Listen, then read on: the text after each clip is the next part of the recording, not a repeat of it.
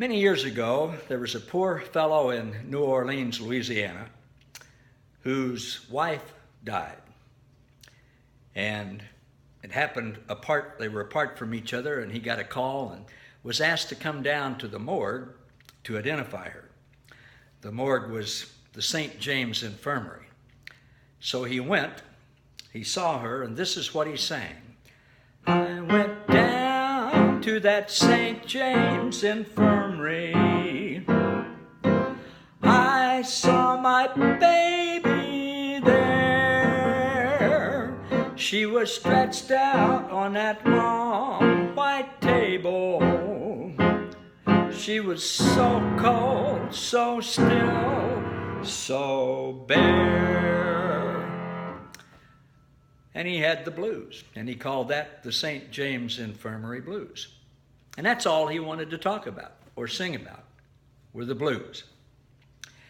I used to make my living with a band, and initially we had a certain kind of music that we liked to play, and we played it all the time. And it was fine, we were good at it, people liked it, but sometimes people would say, well, I'd like to hear this or that, could you play this or that? We'd say, no, but this is all we do. We play what we want you to hear.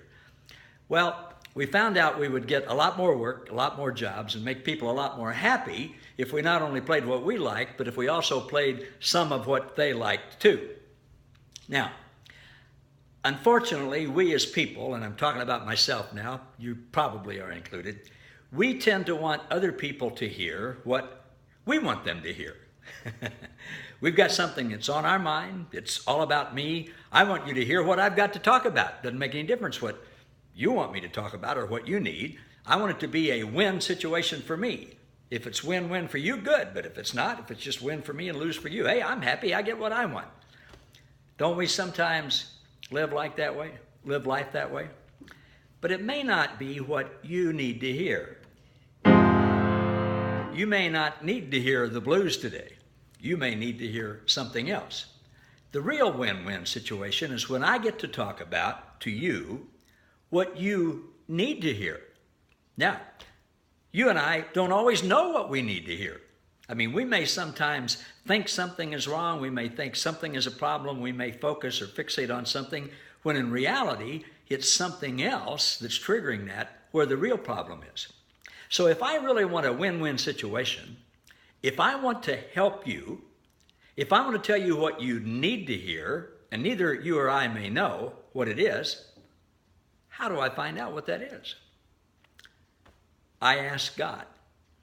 Jesus lives in me, and he knows. He knows everything about you. He knows what you need. He knows what you need to hear. He knows what I need. He knows what I need to hear. I learned this from my friend Ralph Harris in Longmont, Colorado. He's got a great book called God's Astounding Opinion of You. And one of the chapters in it, he teaches this. Before we go and meet with somebody, early in the morning, if we just think about your schedule, who you're going to be with that day, and you literally go to God and say, God, I'm going to meet with so-and-so. I'm going to work with so-and-so. I'm going to be at the game with so-and-so, whatever. Would you tell me what you're thinking about them? What do they need to hear? What do they need from you that you can do through me? And then just listen. And you know what? I've found God will answer that prayer. He will say to me, I'm glad you asked. So-and-so that you're going to meet with, I know you're meeting with them about this subject, but they're really hurting because of this. And if you'll let me, I'll talk to them about that, and I'll encourage them, and I'll comfort them, and I'll help them. Or he may say, so-and-so is really enjoying what they're doing right now, but they kind of feel like it would be bad for them to even say that they like it and they like what they're doing because others of their friends are suffering and things aren't going so well, and they're all filled with joy, and they just want to share it with somebody that they maybe feel like they shouldn't. Just draw that out of them. Say, hey, what's going on in your life? What are you doing that's bringing you joy and that kind of stuff? I found that God knows. So when I will take the time and listen to him and ask him, what are you thinking about them? What's going on in there? What do you want me to say to him? He will. And then when I let him do that through me, it truly is a win-win-win situation. The other person wins because they get to hear what they need to hear. I win because I get to be a part of what God's doing and I get to enjoy it.